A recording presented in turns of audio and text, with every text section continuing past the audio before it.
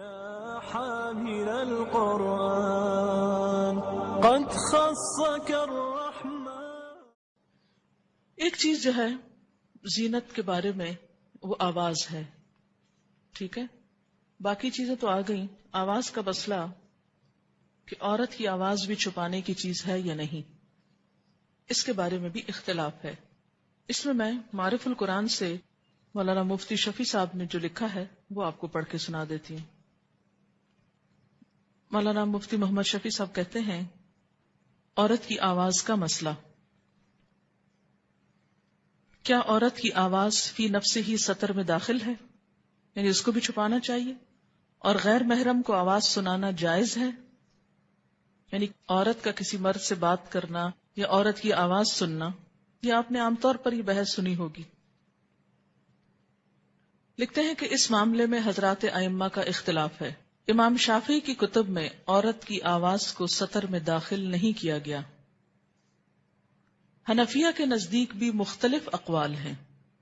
ابن حمام نے نوازل کی روایت کی بنا پر سطر میں داخل قرار دیا ہے، اسی لیے حنفیہ کے نزدیک عورت کی اذان مکروہ ہے. لیکن حدیث سے ثابت ہے کہ ازواج مطہرات نزول حجاب کے بعد بھی پس پردہ غیر محارم سے بات کرتی تھیں. اس مجموعہ سے راجح اور صحیح بات یہ معلوم ہوتی ہے کہ جس موقع اور جس محل میں عورت کی آواز سے فتنہ پیدا ہونے کا خطرہ ہو وہاں ممنوع ہے، جہاں یہ نہ ہو جائز ہے. احتیاط اسی میں ہے کہ بلا ضرورت عورتیں پس پردہ بھی غیر محرموں سے گفتگو نہ کریں. اور یہ بہت معتدل رائے انہوں نے لکھی ہے، اور میں نے ان کی اس لیے پڑھ کے سنائی ہے کہ عام طور پر جب جیسے کیسٹ ریکارڈنگ اور اس کو سنوانے کا مسئلہ آتا ہے تو آپ نے دیکھا ہوگا کہ مذہبی طبقے میں اس کے بارے میں بہت ری ایکشن ہے، عورت کی آواز کیوں ریکارڈ کی جا رہی ہے، کیوں سنائی جاتی ہے.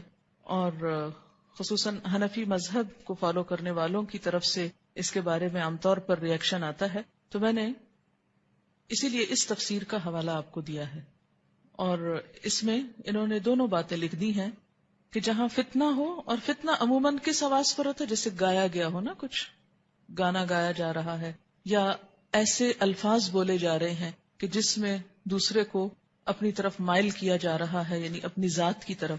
قرآن پاک میں سورۃ الاحزاب میں ازواج مطہرات کو جو تلقین کی گئی وہ یہ تھی، آیت نمبر ہے 32، سورۃ الاحزاب 22واں سپارہ شروع ہو رہا ہے. یا نساء النبی، اے نبی کی بیویوں، لستن نہیں ہو تم کاحد من النساء، کسی ایک کی طرح بھی عورتوں میں سے، یعنی تمہارا مقام عام عورتوں سے بہت بلند ہے.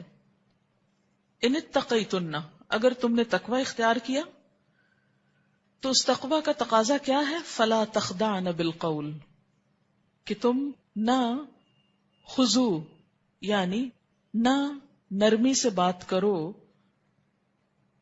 فیطمع الذی، یعنی جب کسی مرد سے تمہاری بات ہو رہی ہو تو ایسی دبی آواز میں بات نہ کرو کہ جس سے یہ نتیجہ نکلے، کیا؟ فیطمع الذی فی قلبہ مرض، کہ طمع رکھ بیٹھے وہ شخص جس کے دل میں کوئی بیماری ہے.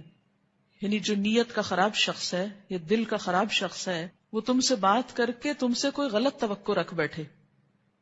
تو اس میں خاص طور پر اس گفتگو کا ذکر ہے جو براہ راست ایک عورت اور مرد کے درمیان ہو رہی ہو، کہ ایسی گفتگو نہ کی جائے کہ جس میں دوسرا کوئی امید لگا کے بیٹھ جائے کہ یہ خاتون مجھ پر بہت مہربان ہیں اور ان سے میں جو چاہے تقاضا کر سکتا ہوں، یعنی غلط تقاضے کی بات ہے.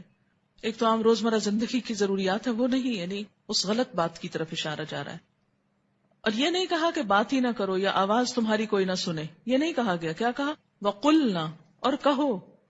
کیا کہو؟ قولاً، بات. کون سی؟ معروفہ، معروف کس کے لیے؟ امر بالمعروف کی جب آپ بات کرتے ہیں تو کیا مطلب ہے؟ جب آپ کہتے ہیں کہ امر بالمعروف اور نہی عن المنکر، تو معروف نیکی کو کہتے ہیں نا، جانی پہچانی چیز کو لفظی معنی ہے. تو اس سے کیا پتہ چلتا ہے کہ نیکی کی کوئی بات جب انسان، جیسے کوئی دین کی بات ہے، قرآن کی بات ہے، تعلیم کی بات ہے، اگر وہ سکھا رہا ہے اور سیکھنے والوں میں عورتیں بھی ہیں، اور اگر براہ راست نہیں انڈائریکٹلی مردوں تک بھی وہ آواز پہنچتی ہے تو قلنا قولا معروفا میں آتی ہے وہ چیز، ٹھیک ہے. اور اس میں یہ نہیں کہا گیا کہ چیخ چلا کے بات کرو یا کھردرے لہجے میں بات کرو یہ نہیں بات کہی جا رہی. بات یہ ہے کہ وہ بات نہ کرو جس سے دوسرا غلط مطلب نکال لے، غلط مطلب لے کر غلط توقع رکھ بیٹھے. سمجھ گئے؟ عورت کی آواز کے بارے میں آپ نے بتایا. آپ سے پوچھنا ہے کہ جب ہم وین میں آتے ہیں تو جو باتیں ہم آپس میں کرتے ہیں یا کسی بات پر ہنستے ہیں، ہماری آواز اگر وین ڈرائیور سن لے تو کیا ہم کو گناہ ملے گا؟